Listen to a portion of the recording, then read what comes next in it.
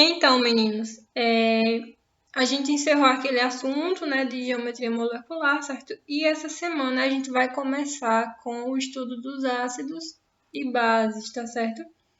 Nesse primeiro momento a gente só vai ver um conceito, assim, do que é, como saber quem é quem, tá?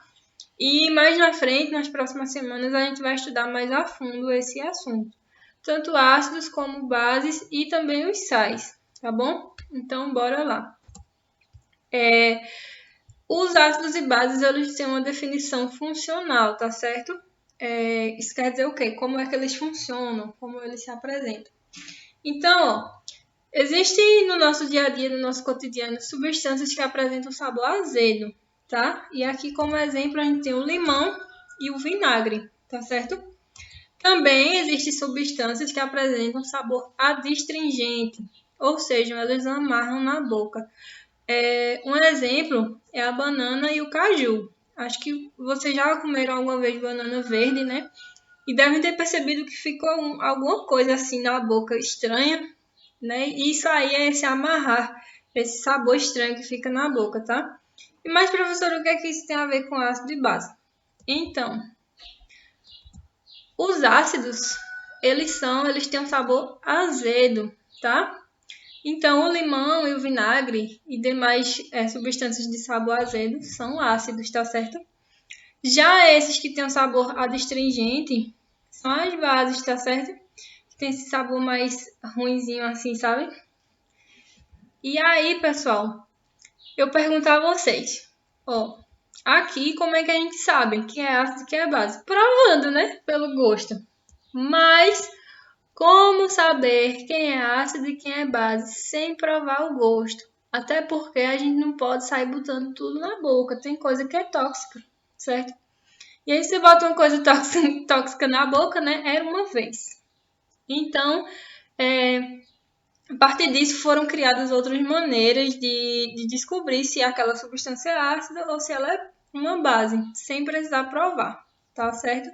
E a partir daí é que a gente tem os indicadores de ácido-base, tá certo? E o que é isso, professora? São substâncias que apresentam uma determinada coloração em meio ácido e outra em meio básico, tá? Nós temos duas principais, vou mostrar a vocês, são as principais, existem outras, tá certo? Mas elas apresentam cores diferentes, e daí a gente consegue saber se o meio é ácido ou se ele é básico, tá? A primeira é a fenolftaleína, tá certo? Ela é vendida assim, parecendo dipirona no potinho, tá? E aí, ó, ela pode mudar de cor para o rosa ou ficar transparente, tá? Ela fica rosa quando o meio é básico, certo? E aí você tá com o meio básico ali no copo, você dá uns pinguinhos de fenolftaleína, vai ficar rosa, tá certo? E ela fica transparente em meio ácido. Por exemplo, você tem um suco de limão ou um copo com vinagre e você pinga algumas gotinhas de fenolftaleína, vai ficar transparente, tá certo? E aí eu trouxe um vídeo para vocês observarem.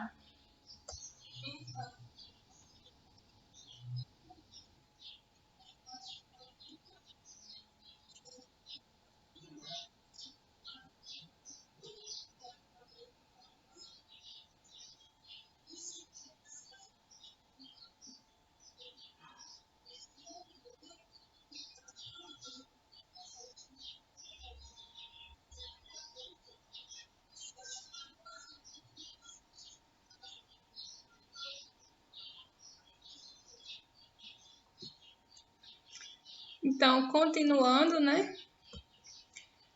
A próxima das principais, né? A primeira é a fenolftaleína, o próximo é o tornassol. Ele não vem em meio líquido, ele vem em formato de tiras de papel, tá certo?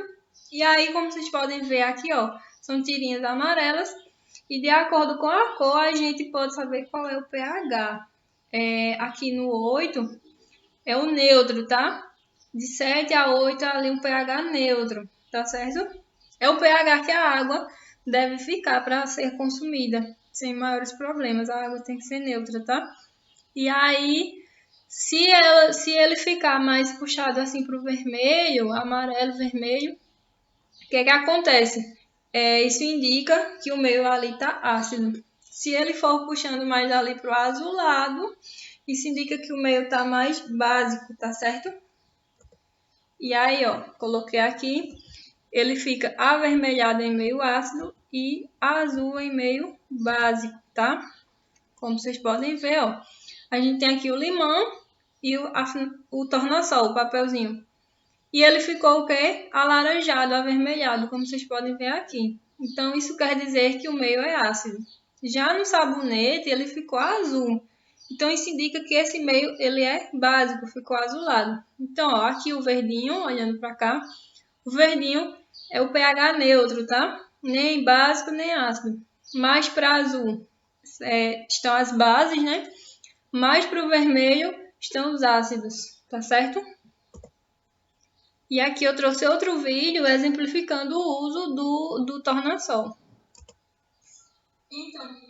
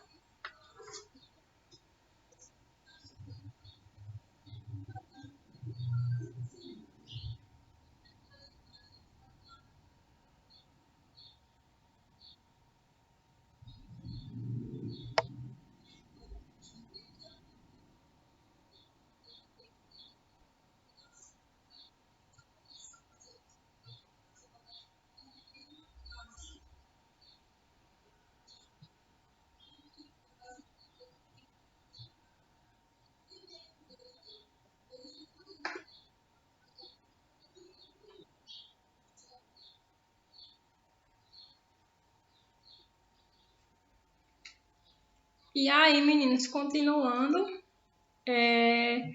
eu achei uma abordagem bem interessante, né? Um uso bem interessante para os indicadores de ácido base, que são os chás de revelação. Então, eu vou mostrar para vocês esse outro vídeo que eu fiz.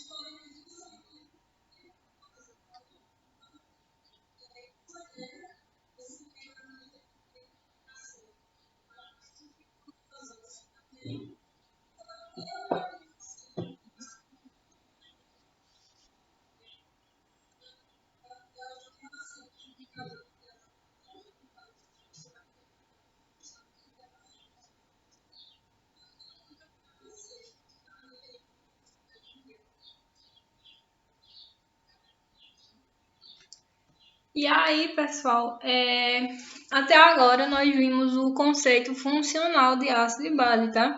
Ali como funciona na realidade.